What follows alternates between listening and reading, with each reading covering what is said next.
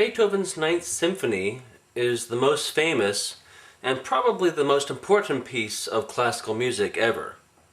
It has the distinction of being groundbreaking as well as enduring. It was revolutionary when it was written, yet it is still listened to across the world today. Most pieces of music written 200 years ago have been forgotten, and rightly so. What's different about this one? The most famous part of the Ninth Symphony is the fourth movement, and its setting of the Ode to Joy text.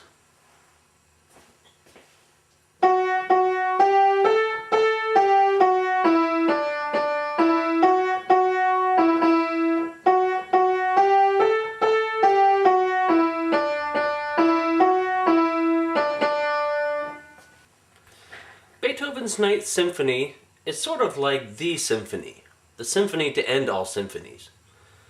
After Beethoven's Ninth, composers continued to write symphonies, but not nearly so many as during the classical era. Mozart wrote 41 symphonies.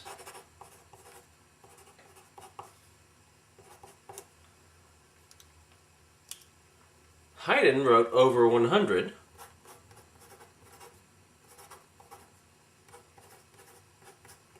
Whereas most Romantic composers only wrote roughly 4 each, or sometimes none at all.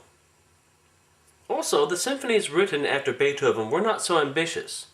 Schubert wrote symphonies, Schumann wrote symphonies, Mendelssohn wrote symphonies, Brahms wrote symphonies, but none of them have had the impact of Beethoven's symphonies, particularly the Ninth. The only one I think who comes close is Gustav Mahler, from the late Romantic.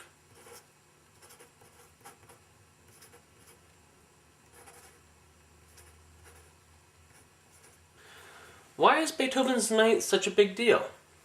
When it was first premiered, it was not universally acclaimed by any means.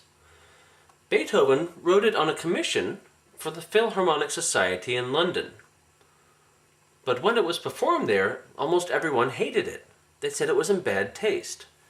And it wasn't performed again by the Society until 12 years later, even though they were the ones who commissioned it.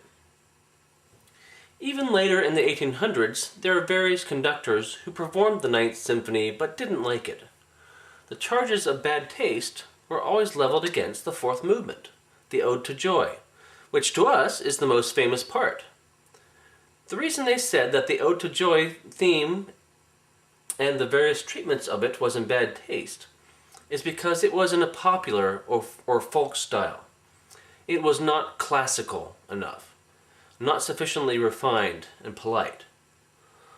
But of course, that's the very reason that so many people do like it.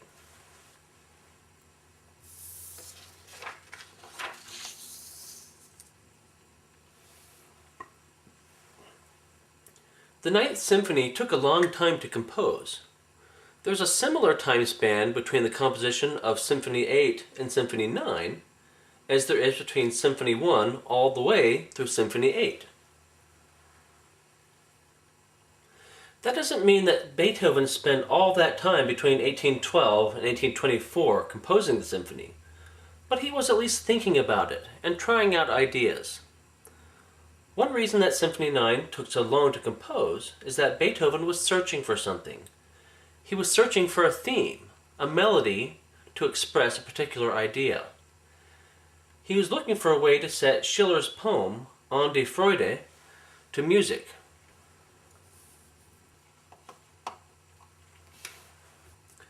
And he was contemplating the idea of writing a symphony with vocalists, something that had never been done before, as the symphony is not a vocal genre. It took Beethoven a while to finally decide to go through with it. And even after the premiere of the Ninth Symphony, he wasn't sure that he had done the right thing. The fourth movement is the only one with vocalists. The first 3 are instrumental only. The first 3 movements deal with contrasts and polarities. The contrast represents struggle and conflict. William Kinderman, musicologist, said that the Ninth Symphony represents inescapable problems of modern life. And, in the fourth movement, envisages a potential solution.